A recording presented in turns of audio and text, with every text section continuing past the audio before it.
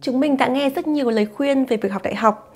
Tuy nhiên, rất ít khi nào mà những lời khuyên đấy được phân tách cụ thể ra theo từng năm học. Mà trong khi đó, cái nhu cầu và yêu cầu của năm thứ nhất và năm thứ hai rất là khác với năm thứ ba và năm thứ tư. Do vậy, kể cả khi mình có những lời khuyên đúng thì mình cũng phải áp dụng vào đúng thời điểm để mới hiệu quả. Do vậy, trong video ngày hôm nay, từ góc nhìn của một giảng viên đại học, mình sẽ chia sẻ một số điều mà mình nghĩ tất cả các sinh viên đại học nên cân nhắc trong quá trình 4 năm học đại học. Ở trong năm thứ nhất, theo mình, điều quan trọng không hẳn là việc học mà là làm quen. Mình cần phải làm quen với một môi trường học mới.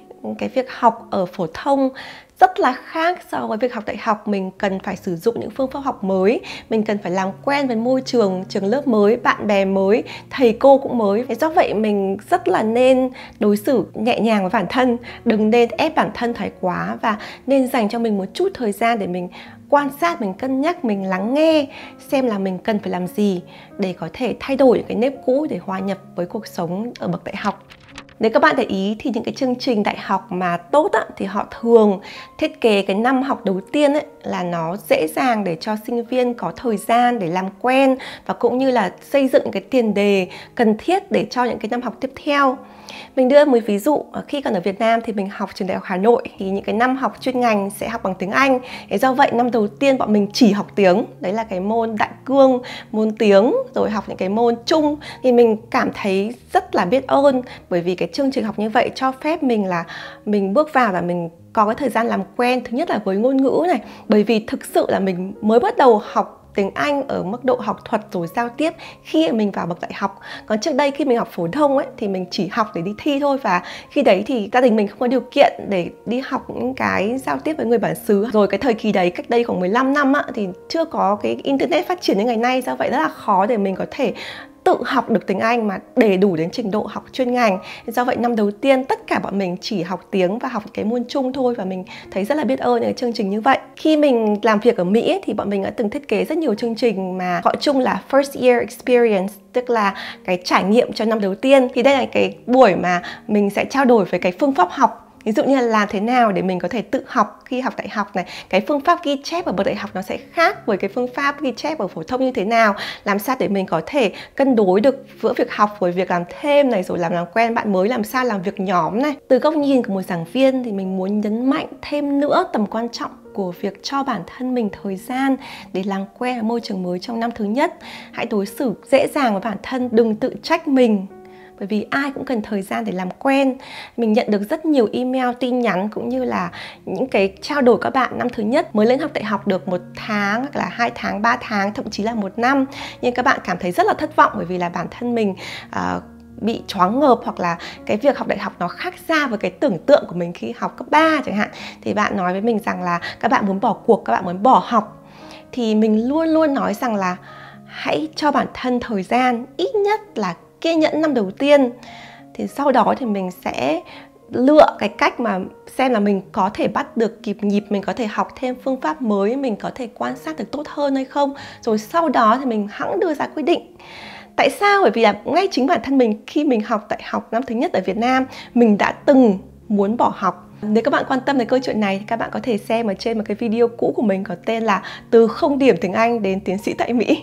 Trong đó mình có nói về câu chuyện là khi học đại học năm thứ nhất mình đã từng bị 0 điểm môn phát âm tiếng Anh, 0 điểm luôn, tròn trĩnh. Và chính vì cái điểm 0 đấy nó khiến cho mình rất là thất vọng về bản thân và mình nghĩ rằng mình sẽ không có đủ điều kiện để học lên chuyên ngành bằng tiếng Anh.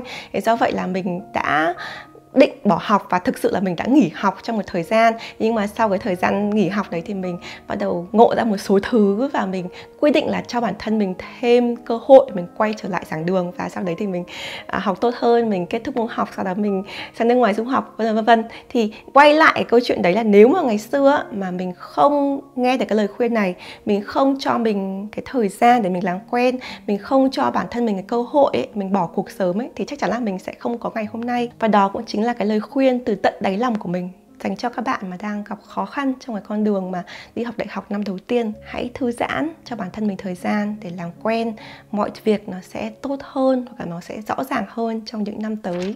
Khi lên từ năm thứ 2 rồi thì cái nhiệm vụ quan trọng nhất của bạn đấy là tập trung vào việc học chuyên ngành. Để làm gì? Để đưa ra quyết định là mình có phù hợp với chuyên ngành hay không. Bởi vì sao? Nếu bạn thực sự thích và phù hợp với chuyên ngành này thì đây chính là cái thời gian bạn quyết định là từ năm thứ 2 trở đi mình sẽ tập trung để trở thành một người chuyên gia trong lĩnh vực này. Mình mới bắt đầu học thôi nhưng mình sẽ cố gắng trở thành chuyên gia. Mình sẽ học tất cả những kiến thức quan trọng nhất của ngành này. Mình sẽ tìm hiểu những công việc mà ra trường có thể làm trong ngành này. Mình có thể tìm cái cơ hội thực tập nào để giúp cho mình giỏi chuyên ngành hơn, để chuẩn bị cho mình có được cái cơ hội làm việc trong đúng ngành mà mình thích. Thế đấy là cái quyết định mình cần phải đưa ra ngay từ năm thứ 2, tạo tiền đề cho những cái năm thứ 3 và thứ 4. Một mặt khác, nếu mà bạn cảm thấy là mình không phù hợp với chuyên ngành này thì mình cũng cần phải đưa ra quyết định ngay là mình có muốn tiếp tục học chuyên ngành này hay không. Tại vì nếu mà bạn đi tiếp vào năm thứ 3, thứ 4 mà mình mới quyết định là chuyên ngành này không phù hợp với mình ấy, thì nó sẽ mất rất nhiều thời gian để mình có thể quay trở lại. Ví dụ như là có rất nhiều trường hợp thì mình sẽ phải thi lại đại học, đúng không? Thế do vậy là nếu mình quyết định ngay được năm thứ 2 thì những cái kiến thức khi học của mình nó vẫn còn mới thì mình vẫn có thể thi lại được chẳng hạn. Tuy nhiên nếu mà bạn còn đang băn khoăn hoặc là có những cái nỗi lo âu là không biết mình có nên chuyển ngành hay không thì ngoài việc là mình từ bỏ rồi mình thi lại, có một số cái lựa chọn khác mà mình vẫn tư vấn cho các bạn mà thường xuyên gửi những cái email trong cái đoạn khủng hoảng giữa cái việc là mình có nên theo tiếp chuyên ngành hay không dành cho mình thì cái lựa chọn đầu tiên bạn có thể nói chuyện với nhà trường của mình, ví dụ như là thầy cô giáo trưởng khoa của mình hay là thầy cô giáo chủ nhiệm của mình, xem là có cách nào để mình chuyển chuyên ngành ở ngay trong trường mà không phải thi lại đại học hay không. Thì chẳng hạn như là một số trường, đặc biệt là trường ở Mỹ, thì cái việc mà chuyển ngành là rất là bình thường. Nếu mà mình đã được nhận vào trường rồi thì đôi khi mình có thể chuyển sang cái chuyên ngành mà nó có cùng cái yêu cầu đầu vào, nó không quá khác biệt thì mình hoàn toàn có thể chuyển. Và đối với rất nhiều trường mà mình biết thì mình có thể transfer credit, tức là những cái điểm, những cái môn mà mình đã học ở năm thứ nhất mình đã được chuyển luôn sang cái ngành học của năm thứ 2, do vậy nó sẽ không bị lãng phí. Nhưng mà tất nhiên là mình sẽ phải tham khảo quy chế của nhà trường xem là nó có khả thi hay không. Một cái lựa chọn nữa là các bạn có thể bảo lưu 1 năm, tức là mình sẽ dành 1 năm gọi là gap year để mình xem là mình có thực sự là muốn chuyển ngành hay không. Ví dụ trong năm đấy thì mình có thể đi ra ngoài làm thêm ở cái chuyên ngành mà mình đang học này, xem mà ở trên trường thì mình không thích nhưng mà thực tế mình có thích hay không. Nếu mà mình thích thì mình sẽ quay trở lại học tiếp, và bảo lưu 1 năm thì nó không khó, và thường hầu hết các trường ở Việt Nam mình biết là cho phép bảo lưu 1 năm. Thì trong cái 1 năm gap year đấy bạn cũng có thể tìm hiểu hơn về bản thân mình, rồi là tìm hiểu hơn về cuộc sống. Một trong những lựa chọn khác nữa là việc mình học thêm chuyên ngành thứ 2. Chẳng hạn mình có rất nhiều bạn mà học quốc tế học nhưng bạn học thêm cả quản trị kinh doanh này hay là du lịch chẳng hạn đấy, thì cùng cái ngôi trường đấy thì người ta thường là có thể cho mình học song song chuyên ngành. Thì tất nhiên cái giải pháp này nó sẽ dẫn đến cái vấn đề là mình sẽ phải học nhiều hơn, bận hơn, và chi phí nó sẽ cao hơn, thời gian học có thể nhiều hơn. Thế nhưng mà nó sẽ cho mình 2 tấm bằng. Thì đấy là một số cái lựa chọn cho bạn.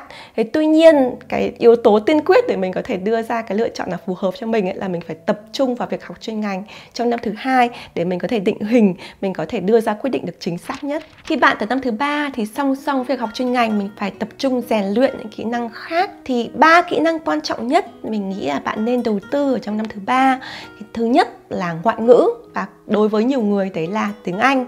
Thứ hai là kỹ năng quản lý thời gian, và thứ ba là kỹ năng giao tiếp. Thứ nhất, tại sao phải tập trung vào việc học tiếng Anh ở năm thứ 3? Mặc dù là mình đã phải học tiếng Anh từ năm thứ nhất, thứ hai để có nền tảng rồi, mà năm thứ 3 cũng nhất thiết phải là năm tập trung và bứt phá của mình. Tại vì nếu mà các bạn cần, và thường bây giờ ai cũng cần, phải có chứng chỉ quốc tế, ví dụ như là TOEFL, IELTS, TOEIC, thì mình cần phải ít nhất 1 năm để luyện thi và ôn thi cái kỳ thi này. Nếu mình học và mình luyện thi tiếng Anh vào năm thứ 3 thì chẳng hạn đến cuối năm thứ 3 mình đi thi lấy chứng chỉ, thì khi mình ra trường vào năm thứ 4 thì cái chứng chỉ nó vẫn còn có giá trị. Nếu ở trong năm thứ 3 các bạn có nhu cầu học để lấy chứng chỉ TOEIC với mục đích để apply đi làm thì mình gợi ý nền tảng Prep.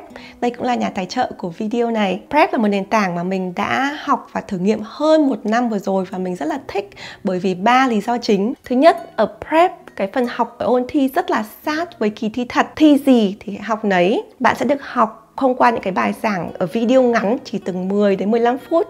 Các thầy cô dạy bằng tiếng Việt rất là dễ hiểu, và thầy cô cũng đưa ra rất nhiều cái mẹo thi rồi những cái phương pháp rất là thú vị để chuẩn bị cho kỳ thi của mình. Dưới mỗi video đều có cái file tóm tắt cụ thể cái nội dung mình học. Do vậy là các bạn không phải tập trung ghi chép như là mình đang học ở trên trường lớp. Ngoài ra học viên có lộ trình học cụ thể, do vậy cứ vào nền tảng là mình sẽ biết ngay hôm nay cần phải học gì, ôn thi gì. Cảm thấy như là mình vẫn có một người giáo viên cầm tay chỉ việc giúp cho mình đi từng bước để cái mục tiêu, điểm mình mong muốn. Điểm thứ hai mình rất thích ở chương trình TOEIC của Prep là thầy cô giảng theo phương pháp Context-Based Learning. Phương pháp này nhắm vào quy luật ghi nhận, củng cố thông tin và lưu trữ thông tin của não bộ.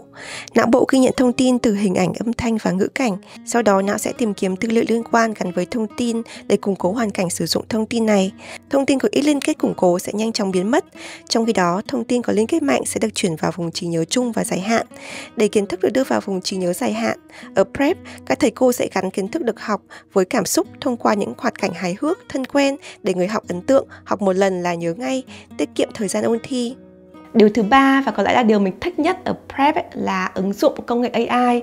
Prep là đơn vị đầu tiên và duy nhất ở Việt Nam hiện nay sử dụng công nghệ AI tạo ra phòng luyện thi ảo cho cả 4 kỹ năng, trong đó đặc biệt là cái kỹ năng bộ đôi speaking ảo và writing ảo ấy. Mình thấy là rất là cần thiết cho việc học TOEIC, bởi vì nó không chỉ giúp cho bạn có thể luyện thi mà còn giúp cho mình tận dụng được đúng cái bối cảnh để sau này mình dùng cái TOEIC, cái kiến thức mình học được cho việc đi làm công việc hàng ngày. Nếu các bạn quan tâm đến khóa học TOEIC trên Prep thì có thể sử dụng mã giảm giá mình để trên màn hình dưới đây để có thêm một số ưu đãi. Còn với những bạn có nhu cầu học IELTS để chuẩn bị cho những chương trình mà học thuật hơn ấy, thì mình cũng kết nối với Prep và có một cái code giảm giá cho IELTS cho các bạn.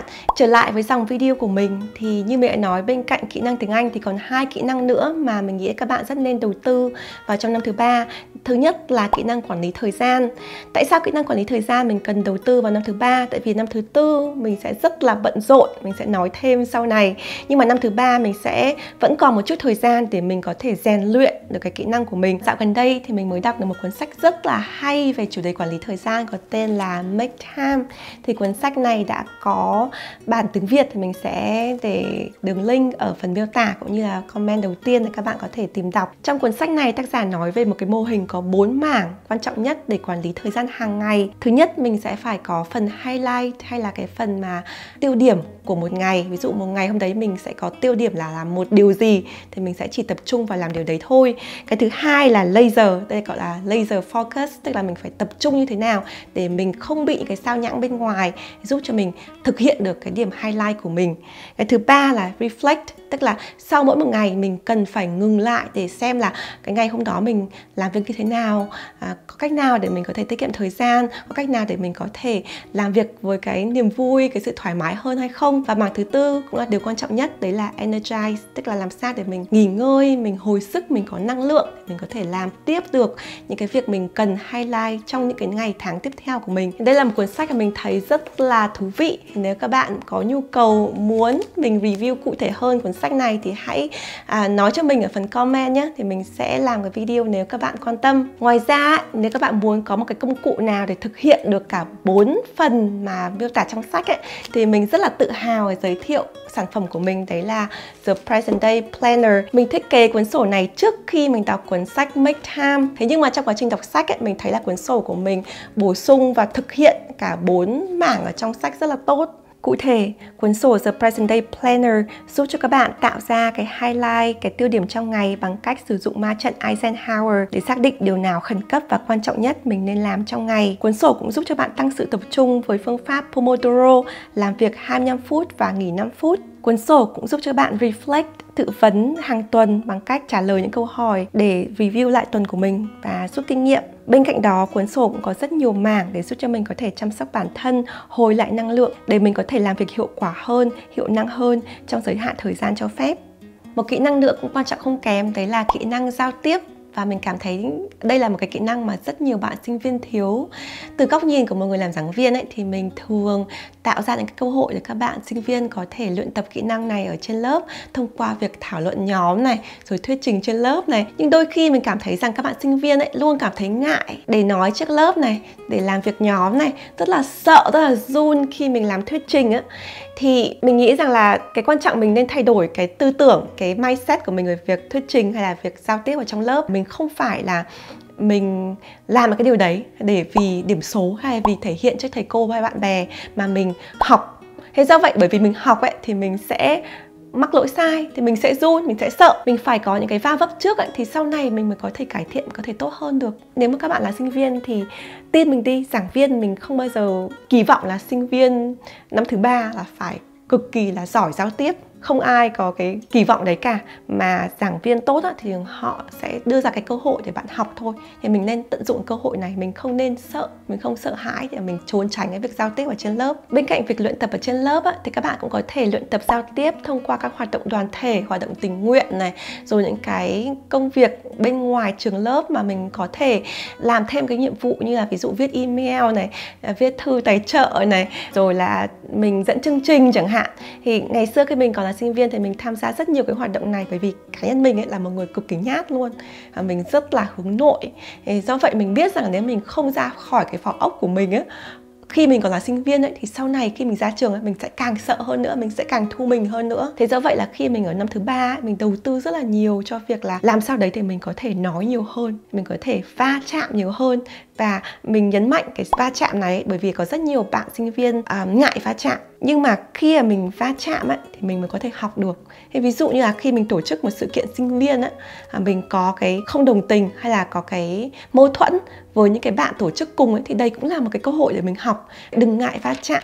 Chủ điểm của năm thứ 4 đấy là thực chiến. Ví dụ như là thực tập này, làm khóa luận tốt nghiệp này, nộp đơn xin việc này. Làm sao đấy cái bộ hồ sơ của mình nó phải thật sự là thể hiện được không chỉ là kiến thức mình học ở trên trường, mà phải là kiến thức thực tế, những cái cơ hội để mình va chạm, cọ sát vào chính cái chuyên ngành học của mình, hoặc là một cái chuyên ngành nào đấy mà mình thực sự mình yêu thích. Đây chính là cái năm quyết định của mình. Do vậy là ở khía cạnh của một người làm giảng viên ấy, mình thấy các bạn thường là tập trung quá nhiều vào việc là tốt nghiệp, ví dụ như là làm bài luận tốt nghiệp hay là thi tốt nghiệp, làm sao để em có thể có được tấm bằng.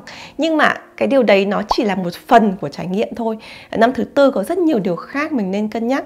Chẳng hạn như việc làm khóa luận tốt nghiệp. Nếu mà mình biết rằng là tương lai mình sẽ làm ở công ty A chẳng hạn, thì khóa luận tốt nghiệp ấy, mình sẽ cố gắng làm sao đấy để có cái sự liên kết tốt với cái công ty A đấy. Chẳng hạn như là ví dụ mình học về quản trị kinh doanh chẳng hạn, liệu mình có thể sử dụng công ty A đấy làm cái case study cho cái khóa luận tốt nghiệp của mình hay không. Thì khi mình nộp việc ở công ty A thì mình có thể nộp cả khóa luận tốt nghiệp như là một cái portfolio, như là một cái cống hiến cho công ty ngay cả trước khi mình có công việc. Thì đây là cái điều mình nghĩ là các bạn sinh viên năm thứ 4 cần phải suy nghĩ sâu hơn và xa hơn. Và mình rất nên trao đổi với giảng viên, với người hướng dẫn của mình, với thầy cô chủ nhiệm của mình, xem là có cơ hội nào để mình có thể áp dụng chuyên ngành vào thực tế, có cơ hội làm thêm thực tập, có cơ hội công việc full time nào đang chờ đón mình hay không. Điều cuối cùng và cũng là điều quan trọng nhất mình muốn nhắn nhủ với các bạn sinh viên, đấy là các bạn đừng nghĩ rằng là mình học hết 4 năm đại học, mình ra trường mình có tấm bằng, tức là cái việc học của mình đến đây là hết. Bạn đừng nghĩ như vậy. Cái việc học của mình cần tiếp tục và thậm chí còn phải học nhiều hơn. Khi mình còn ở trên giảng đường, mình luôn luôn cần phải học để cho kiến thức, cho não bộ của mình được phát triển. Có thể không phải là những cái thứ mà học thuật hay chuyên ngành, mà nó có thể là những cái thứ mà áp dụng được vào ngay đời sống của mình. Ví dụ như là kiến thức quản lý tài chính cá nhân này, rồi là kiến thức quan hệ cuộc sống gia đình xã hội này, hay là những cái kỹ năng mới, ví dụ như là làm YouTube hay là edit những cái nội dung số chẳng hạn. Thì đây là cái kỹ năng mà có thể trường lớp không dạy mình, nhưng mà mình cần để mình có thể sống sót và tồn tại ở thế giới bên ngoài nhà trường. Do vậy đừng nên ngừng học, rất nên tiếp tục những cái bài học của mình. Thì nếu các bạn ở trong hệ lifelong learner, tức là những người mà học cả đời như mình ấy, thì mình có một món quà cho các bạn. Đó là một cái bản tin miễn phí mà mình gửi hàng tuần vào thứ Tư, có tên là bài học thứ Tư. Thì đây chính là một bản tin mà mình ghi lại những cái bài học, rồi những cái kiến thức, những cái gợi ý, những cái cuốn sách hay mà mình chắt lọc được hàng tuần và mình chia sẻ trong cái bản tin miễn phí này. Điều duy nhất các bạn cần phải làm để nhận món quà này chỉ là điền email ở trong form đăng ký. Mình sẽ để đường link ở phần miêu tả. Thì đây cũng là cái tâm huyết của mình trong năm mới, cho năm 2024 này, để mang lại cái việc học nó được tiếp nối nhiều hơn tới các bạn trẻ. Mình hy vọng là cái video này hữu ích cho các bạn, và mình rất là mong được gặp các bạn ở trên cái newsletter, trên cái bản tin bài học thứ Tư của mình. Chào mọi người và hẹn gặp lại. Bye!